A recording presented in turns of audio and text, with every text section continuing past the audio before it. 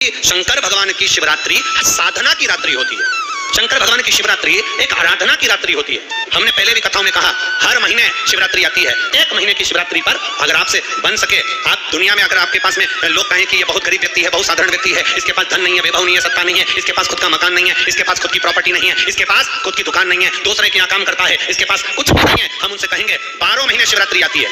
5 जगह पर चढ़ाई हुई बेलपत्र, आप 1 वर्ष 12 शिवरात्रि का एक नियम ले लो, 5 जगह पर बेलपत्र समर्पित करना सीख जाओ। एक दूसरे के यहाँ काम कर रहे हो, नहीं है नौकरी, नहीं है काम, दूसरे के मकान में रह रहे हो, खुद का मकान भी नहीं, खुद का प्लाट भी नहीं, खुद की प्रॉपर्टी भी नहीं, बहुत संघर्ष की जिंदगी जी रहे हो।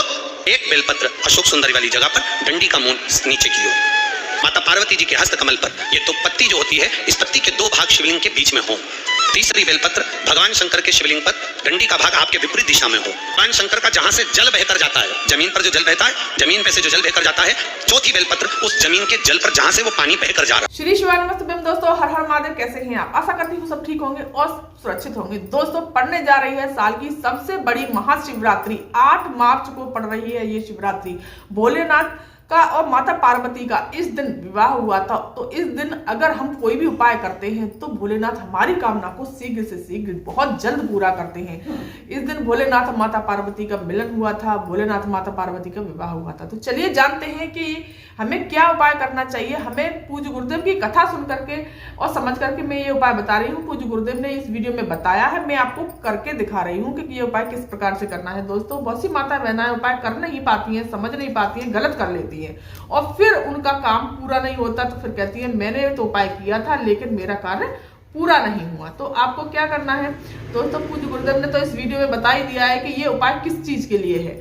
तो आपको सबसे पहले ये 5 बेलपत्री ले लेनी है। बेलपत्री दोस्तों, एक बात का विशेष ध्यान रखिएगा कि बेलपत्री कटी फटी या खंडित बेलपत्री नहीं होनी चाहिए। बहुत सी माता बहनें गलती करती हैं, भाई गलती करते हैं कि खंडित बेलपत्री ले लेते हैं, उनसे उपाय करते हैं और फिर उनका उपाय पूरा नहीं होता। हो भी तुम तो कर लेते हो कि मैंने कर लिया, लेकिन उनका उपाय नहीं पूरा माना जाता। और आपको एक तांबे का कलश लेना है और जल भरना है आपको। इसमें अपने घर से, अपनी रसोई से, जिस परंडे से आप जल पीते हैं, इससे वास्तुदोष, पितृदोष, कालसर्पदोष तीनों दूर होते हैं। दोस्तों, पूज्य गुरुदेव ने क्लियर कहा है एक वीडियो में कि अगर बेलपत्री खंडित है और आपके पास बेलपत्री है ही नहीं तो आप अपने 3 उंगली रख दो, लेकिन खंडित बेलपत्री समर्पित नहीं करो।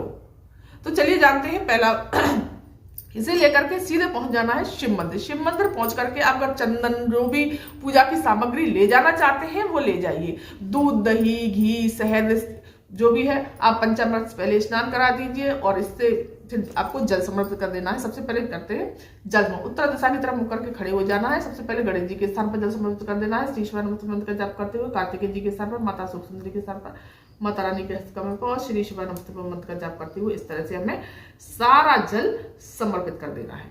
अब चलिए जानते हैं कि ये बेलपत्री हमें 5 स्थान पर समर्पित करनी है और किस प्रकार से करनी है। सबसे पहली बेलपत्री हमें दोस्तों इस तरह से हम चंदन लगाएंगे और सबसे पहली बेलपत्री हमें माता अशोक सुंदरी के स्थान पर, यह है माता अशोक सुंदरी का स्थान, जो माता रानी, जो भोलेनाथ की सबसे छोटी पुत्री, सबसे प्यारी पुत्री है, उनका स्थान। तो यहाँ पर हमें डंडी का भाग रखना है जहां जिससे जल नीचे गिरता है उधर की तरफ, और इस तरह से हमें यहाँ बेलपत्री समर्पित कर देनी है। कितना भी गरीबड़ा आदमी होगा, भोलेनाथ उसको जरूर ही जरूर। और दूसरी बेलपत्री समर्पित करनी है दोस्तों, ये माता रानी का हस्तकमल है, ये हस्तकमल है। तो एक पत्ती हमें इधर रखनी है और एक पत्ती ऐसे, इस प्रकार से हमें बेलपत्री एक हमें यहां समर्पित करनी है दोस्तों, ध्यान रखिएगा यहाँ पर। और तीसरी बेलपत्री दोस्तों हमें शिवलिंग पर समर्पित करनी है। जहां आप बैठे हुए हैं उससे डंडी का भाग विपरीत दिशा में हो, इस तरह से आप, पत्ती का मुख हमारी तरफ होना चाहिए, विपरीत दिशा में डंडी का भाग होना चाहिए। अब जानते हैं चौथी बेलपत्री हमें कहां समर्पित करनी है दोस्तों। जहां से ये जल नीचे जो गिरता है, इस तरह यहाँ पे बिल्कुल इसके ठीक नीचे, इस प्रकार से हमें चौथी बेलपत्री यहां समर्पित कर देनी है।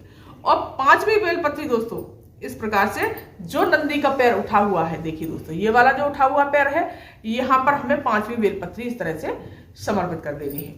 और वहीं थोड़ी देर बैठना है, भोलेनाथ को त्रिपुंड बना देना है। अबीर, गुलाल जो भी आप लेकर के गए हैं वो समर्पित कर दीजिए, चावल समर्पित कर दीजिए इस प्रकार से। और जो भी पूजा की सामग्री आप लेकर के गए हैं, एक दीपक लगा दीजिए, दीपक जरूर लगाइएगा दोस्तों। इस तरह से आपको समर्पित करना है, भोलेनाथ से वहीं बैठ करके प्रार्थना करनी है। पूज्य गुरुदेव ने क्लियर कहा है इस वीडियो में कि कोई भी आदमी कितना भी गरीबड़ा की जिंदगी जी रहा हो, लॉरी चला रहा, ठेला चला रहा, गाड़ी चला रहा, टेम्पो चला रहा, या उसके पास न तो खुद का मकान है, खुद की जमीन है, खुद का प्लॉट नहीं, कुछ नहीं है खुद का, तो आपको प्रत्येक शिवरात्रि ये उपाय करना है। 1 साल तक ये उपाय आपको करना है दोस्तों। 1 साल होते ही आपके यहाँ धन संपदा की कोई कमी नहीं रहेगी, हर चीज तुम्हारे पास होगी। तो आपको ये उपाय जरूर करना चाहिए। इस मुख्य शिवरात्रि से ये उपाय करना शुरू कर दीजिए दोस्तों, फिर देखिए आपकी मनोकामना शीघ्र से शीघ्र पूरी होगी। इस प्रकार से आपको प्रणाम करते हुए सीधे घर चले आना है।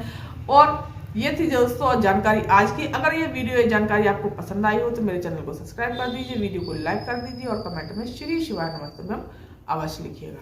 धन्यवाद। भोला सब दुख काटो म्हारा, ओ भोला सब दुख का